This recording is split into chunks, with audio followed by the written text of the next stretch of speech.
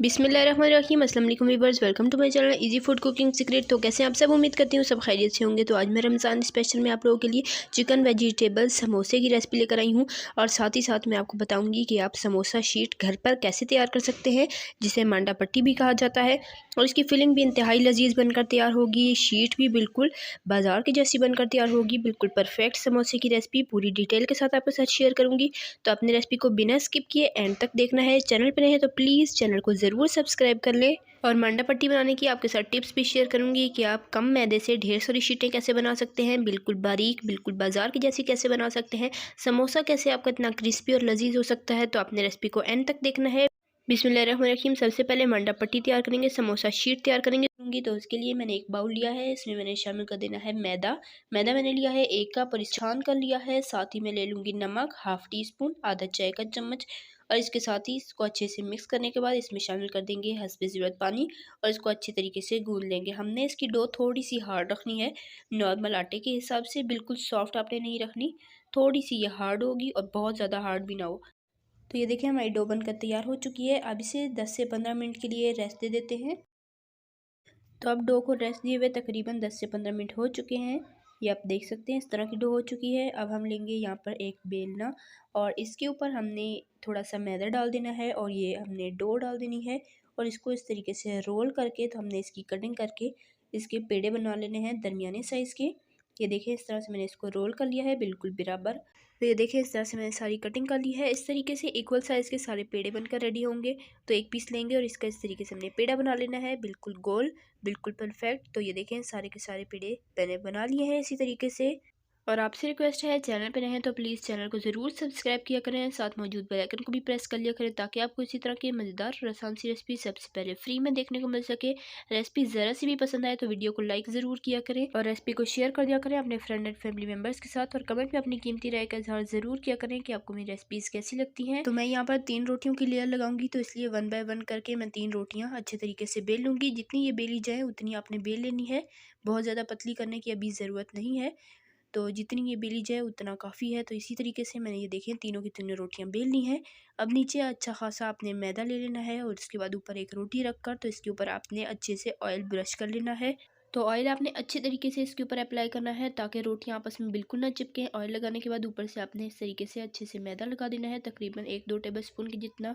फिर ऊपर से एक रोटी रखेंगे, फिर दोबारा से यही मेथड अप्लाई करेंगे, दोबारा से अच्छे तरीके से ऑयल ब्रश करेंगे, फिर से इसके ऊपर मैदा लगाएंगे और फिर इसके ऊपर तीसरी रोटी रखेंगे। और इसके बाद हमने इनकी साइडों को आपस में अच्छे तरीके से प्रेस कर देना है ताकि खुले नहीं।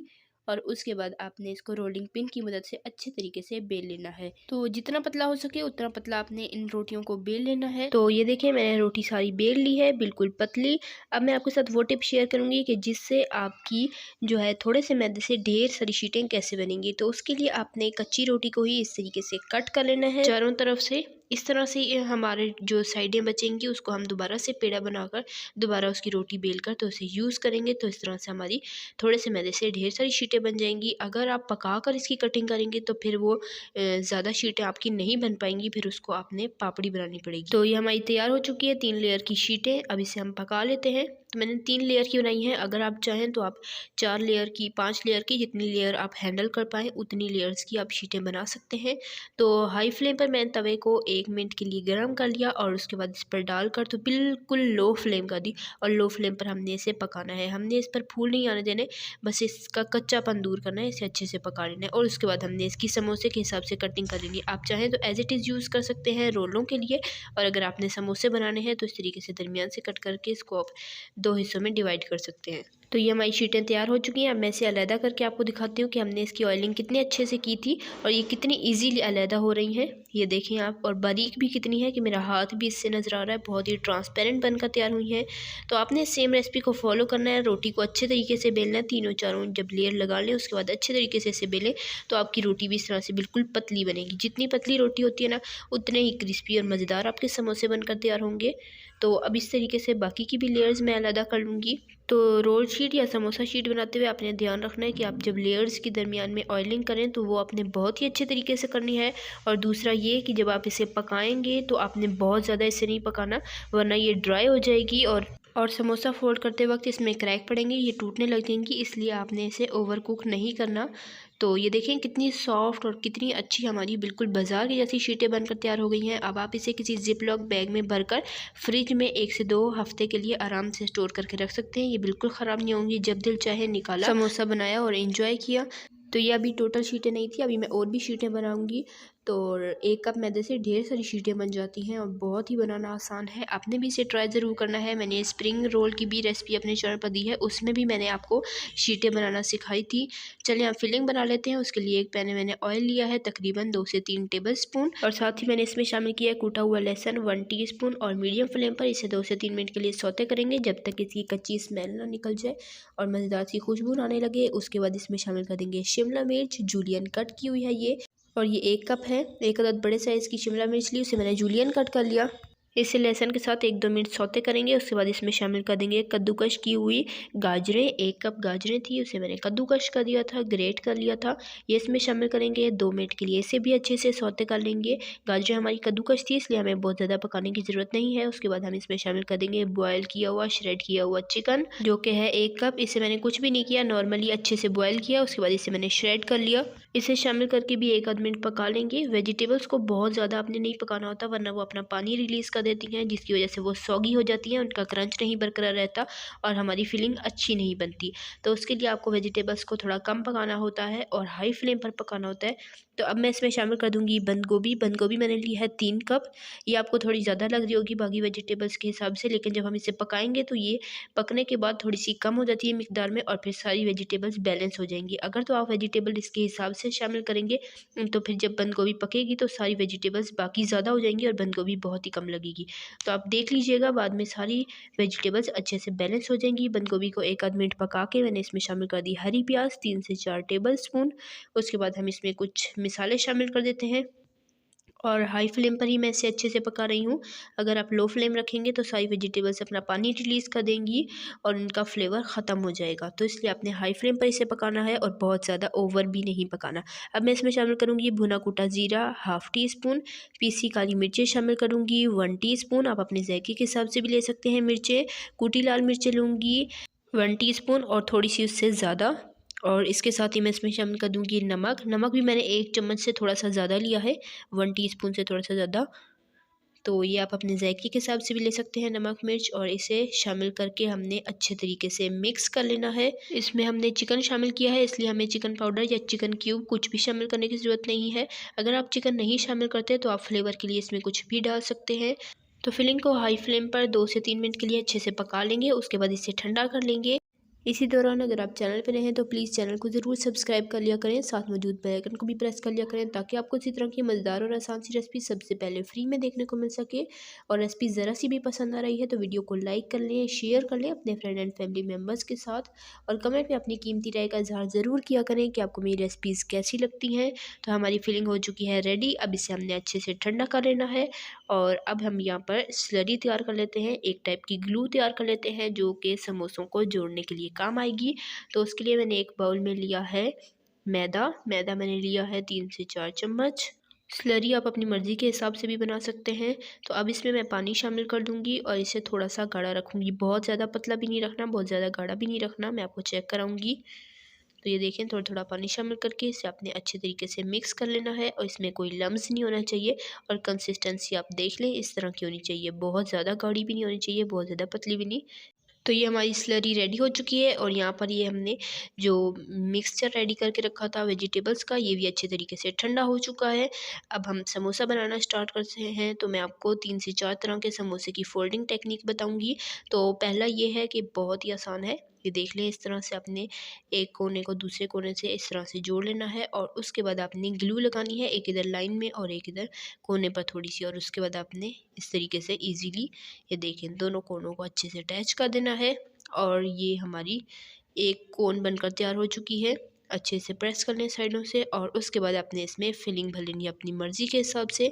तो हम घर पर बना रहे हैं तो जाहिर सी बात है भर भर कर फिलिंग इसमें डालेंगे, आप अपनी मर्ज़ी के हिसाब से डाल सकते हैं। तो फिलिंग मैंने इसमें डाली है। इसके बाद हाथ की मदद से इसे हल्का सा प्रेस करेंगे ताकि फिलिंग बाहर ना आए, और उसके बाद जो हमने ग्लू रेडी करके रखी थी ये इस साइड पर सही करके लगा लेंगे अच्छे से।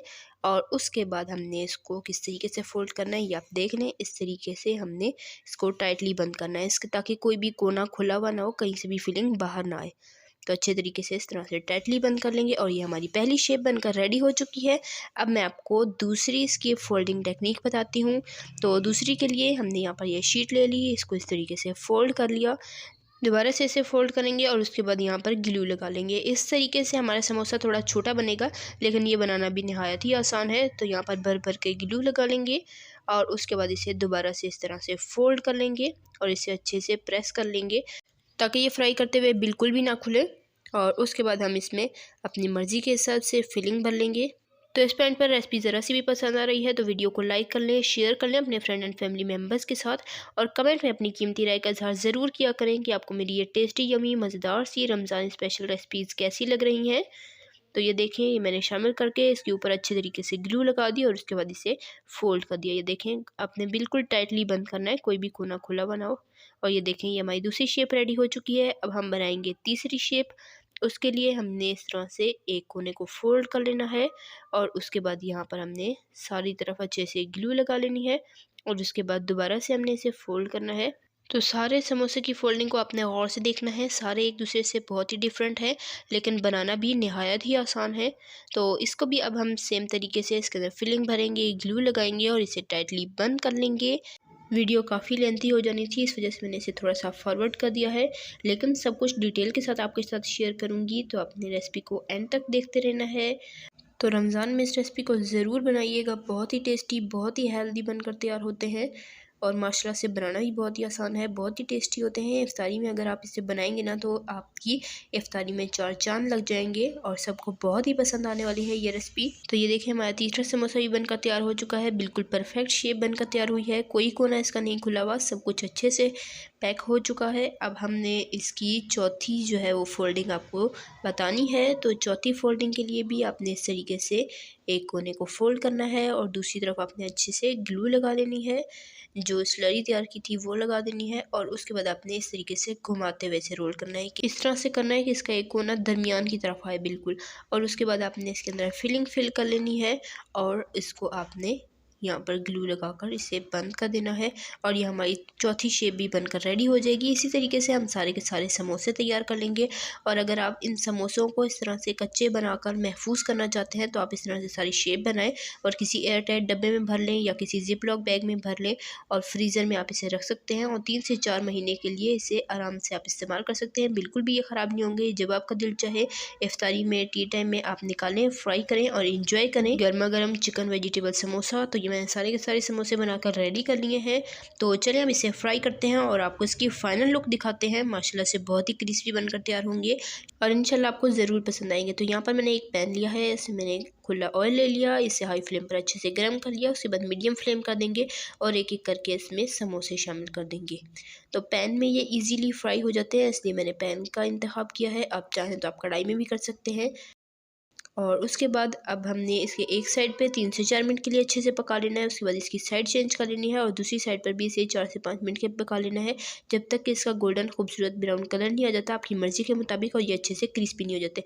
अगर आप हाई फ्लेम पर इसे फ्राई करेंगे तो ये अच्छे से क्रिस्पी नहीं हो पाएंगे और फ़ौरन से इनके ऊपर कलर आ जाएगा। तो इसलिए आपने इसे मीडियम फ्लेम पर पकाना है ताकि ये अच्छे से क्रिस्पी हो जाए, अंदर तक अच्छे से पक जाए। तो ये देखें, समोसे हमारे अच्छे से फ्राई हो चुके हैं, बहुत ही खूबसूरत इन पर कलर आ चुका है। अब इसे निकालेंगे और इसी तरीके से बाकी के समोसे फ्राई कर लेंगे। तो माशाल्लाह अल्हम्दुलिल्लाह से हमारे मज़ेदार से crispy tasty yummy chicken vegetable समोसे बनकर रेडी हो चुके हैं और ये है इसकी फ़ाइनल लुक। तो आपने रेसिपी को ट्राई ज़रूर करना है, बहुत ही ईजी रेसिपी है, बहुत ही यमी बनकर तैयार होती है और नहायत ही क्रिस्पी खस्ता समोसे हमारे बनकर रेडी हुए हैं। तो देखा आपने कितने ईजीली हमने घर पर समोसे तैयार कर लिए, इसकी शीटें तैयार कर ली, थोड़े से मैदे से ढेर सारी शीटें रेडी कर ली और बहुत ही टेस्टी यमी से हमने समोसे रेडी कर लिए जो कि बहुत ही खस्ता और बहुत ही क्रिस्पी बनकर तैयार हुए हैं। उम्मीद करती हूँ कि आपको मेरी आज की रेसिपी ज़रूर पसंद आई होगी।